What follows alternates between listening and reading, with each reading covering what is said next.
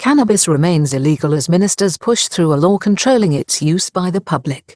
Thailand is now entering into a grey area until growing cannabis at home becomes legal, but after this, it will be controlled by a new law, now being pushed through parliament, that will aim to severely restrict the consumption and sale of cannabis and associated products in Thailand. Thailand's Deputy Prime Minister, Wisnukriyangam, this week, warned those seeking to get high on cannabis that recreational use of the drug in Thailand remains strictly illegal.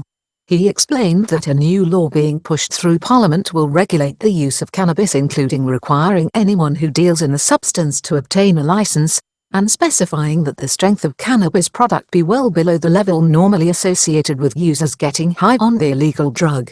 The government's legal experts referred to Thailand's international commitments to control the use of the drug. The bill will show the country remains vigilant and committed to keeping the use of cannabis in check, he said. Mr. Wisnu also highlighted the difficulty the government and law agencies will face in controlling recreational cannabis use under the proposed new regime, following significant moves this week to decriminalize what, for now, remains a Category 5 narcotic. Deputy Prime Minister Wisnukriyangam has warned marijuana users in the kingdom to hold off on openly using the still prescribed drug for recreational purposes at this time. It comes after new groundbreaking regulations were approved this week which will eventually decriminalize the narcotic.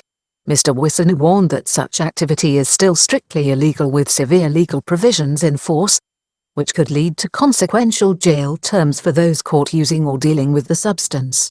It has emerged that the government is planning to push through a new law that will strictly restrict both the personal use of cannabis and its commercial use by private interests over the coming 4 months. The legislation aims to make sure that Thailand meets its international commitments to help control and regulate the use of the narcotic both within and without its borders. Thailand's Deputy Prime Minister Wisnukriyangam, on Wednesday, implored would-be cannabis users not to openly smoke the still prohibited substance until a range of regulatory and legislative measures come into force over the coming 4 months or so. It follows a series of groundbreaking moves that culminated on Tuesday last when the Office of the Narcotics Control Board, ONCB, gave the green light to recommendations for the Ministry of Public Health and removed cannabis in all its forms from the kingdom's list of narcotic substances. Cannabis has long been listed as a Category 5 prohibited substance. New regime agreed will not come into effect for 120 days after its publication in the official Royal Gazette. However, Mr. Wisnu, the government's top legal expert, told reporters that the new measures will not be in effect until 120 days after the new regulations are published in the Royal Gazette.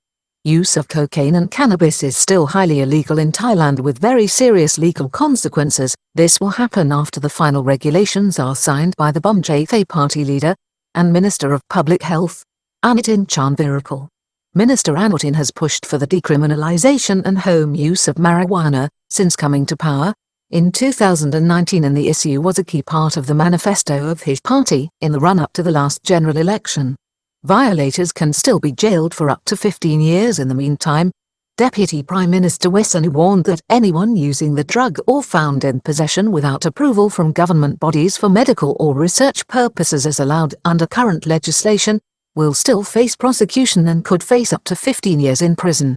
Just hold your horses for the time being, he urged. He particularly directed his message at anyone considering smoking pot for recreational purposes in the meantime.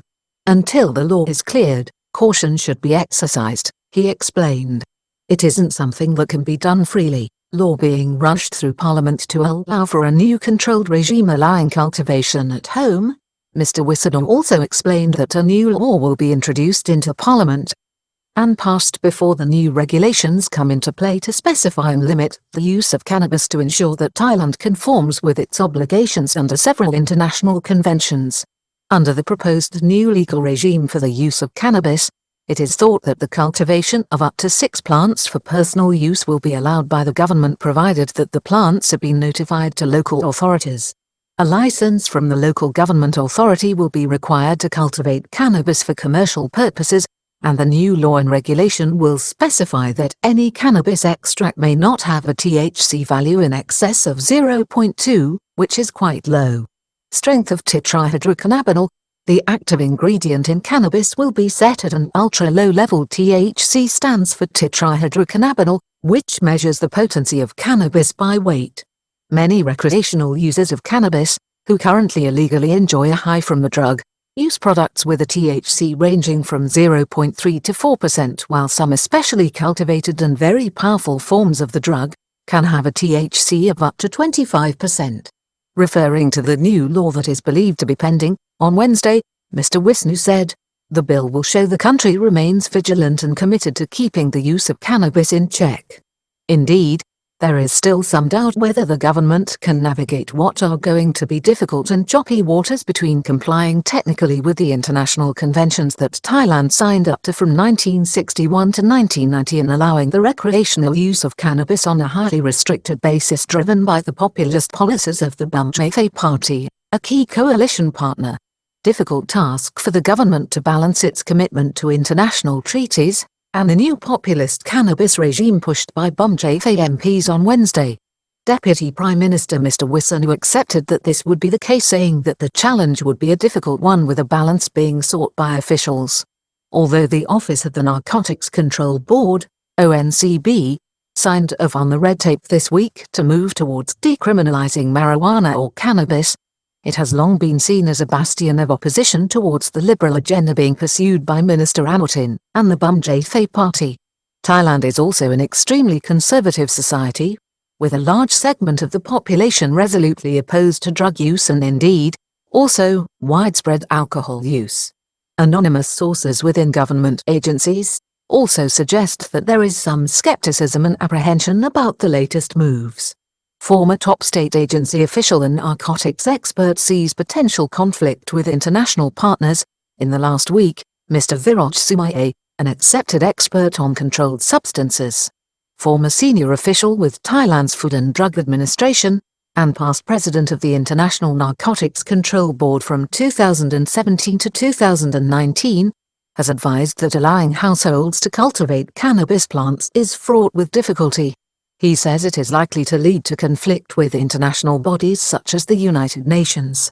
Mr. Wisnu, at the same time, said that the law which will introduce controls on the use and production of cannabis in Thailand will go some way to bolstering Thailand's position concerning its ongoing legal commitments under the key conventions on restricting the use of narcotics worldwide. 3 significant international conventions were signed by Thailand between 1961 and 1988 on narcotics control, including cannabis. But there is wiggle room. These are the 1961 Single Convention on Narcotic Drugs, which seeks to prevent the production and distribution of narcotics including marijuana and cocaine. It calls for cooperation between countries to help stamp out activities linked with drug trafficking in the substances. This United Nations accord came into effect on the 8th of August 1975. The 1971 Convention on Psychotropic Substances signed in Vienna, which came into effect in 1976, includes Thailand among 34 countries that signed up to the suppression of a wide range of depressants and stimulants, which include ketamine, amphetamine and tetrahydrocannabinol, which is the active ingredient in cannabis. Then, there is the 1988 United Nations Convention Against Illicit Traffic in Narcotic Drugs and Psychotropic Substances, also signed in Vienna and which came into effect in 1990. 1988 pact a response to cocaine and marijuana use worldwide in the 70s and 80s, empowering criminals. This gave added legal weight to the 1961 treaty, and has been signed by 190 nations including Thailand. The convention was specifically a response to the rise of recreational drugs such as marijuana and cocaine in the 1970s and 1980s. This empowered major crime organizations who began operating on a global scale, prompting a coordinated international response. While the focus was on controlling the international distribution and proliferation of such drugs, the conventions also envisaged domestic legislation to counter the possession and use of such substances in countries that were signatories to the pact. Legal experts have suggested that there is some room to wiggle in the wording of the 1988 treaty, in that it bows to constitutional imperatives and significant legislation in each country. It referred itself to the goals outlined in the 1961 treaty, It specifically suggested that if the treaty violated the constitution of any individual country, then such measures would not be binding on the country. New law will make the new cannabis regime less of a free-for-all and reimpose very necessary restrictions. It is already clear that the new laws and regulations being ushered in by Thailand, including those signed this week, and the legislation being moved through the House of Representatives, is not a free-for-all when it comes to the use of marijuana. As well as specifying a low level of THC, the new law will impose a fine of up to 20,000 baht for anyone growing cannabis, and not notifying authorities, while those found dealing in the drug without an appropriate license will face up to 2 years in prison and/or a fine of 300,000 baht. On the other hand, Thailand's new cannabis regime has already allowed for the production of medical cannabis and the manufacture of consumer products from cannabis extracts, all undertaken under the new legal regime and giving birth to a new commercial industry. It is envisaged that further liberalization and exploitation of the legislation will see the new cannabis industry in the kingdom flourish from a reported income of 280 million baht last year to 7.6 billion baht by 2025. Challenge facing law enforcement agencies ahead with new laws to enforce while still controlling drug importation activities across the country's borders. The scale and complexity of the challenge facing Thai law enforcement agencies over the coming months will be high, but this week the provincial police in Nakhon Phanom in northeastern Thailand made the state's intentions clear when the Mekong Riverine Unit intercepted a long-tail boat crossing over from Laos into Thailand with 2,000 slabs of marijuana resin weighing 2,000 kilograms. Police Lieutenant General Sombat Chuthanam, a local police commander, revealed that one man was arrested in the swoop. The police officer highlighted the rise of such incidents over the last year, and attributed this to a more pressing economic climate. The police chief said that, earlier in the month, police had seized a further 2 tons of drug product with frequent arrests. He pointed out that even if cannabis was made legal for restricted personal use in Thailand, it would remain illegal to transport large shipments of cannabis resin across borders, due to both customs laws and new legislation regulating the future sale and distribution of cannabis and associated products.